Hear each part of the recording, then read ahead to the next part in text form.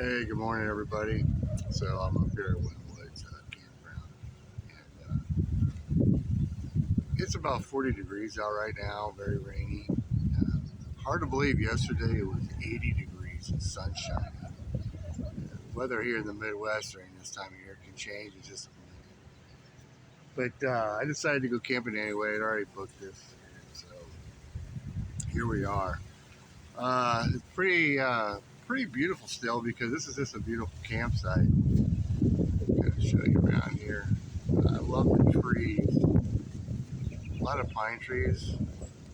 If you take a walk down that way, down the road, this just very scenic with all the pine trees everywhere. But anyway,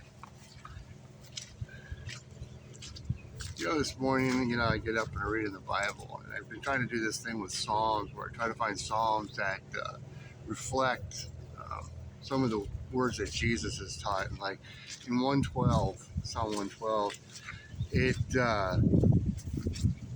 it starts talking about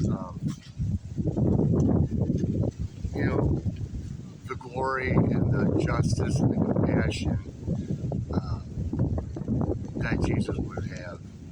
You can see how it reflects, the song from King David's time is also being echoed again with Jesus, and Jesus being the fulfillment. Because back in the day, you got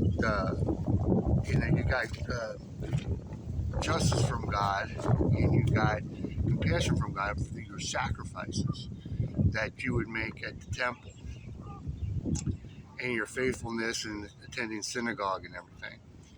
But then Jesus comes along and he says, hey, I'm going to be the fulfillment of that. I'm going to be your justification. I'm going to be your compassion. I'm going to be your graciousness. So it's so interesting that David's singing about this stuff in reference to God, and then Jesus comes along with becoming the ultimate sacrifice, no longer needed to sacrifice animals or anything, because he is the sacrifice.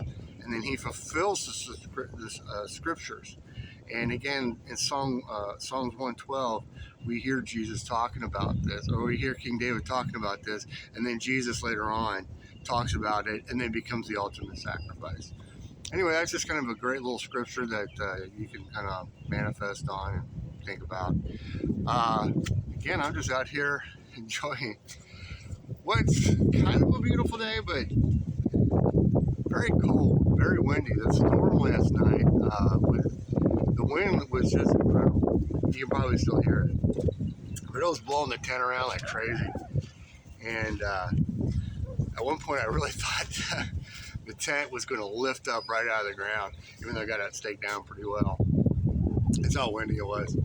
But anyway, everybody have a really blessed day, and keep Jesus on your mind. Talk to you later.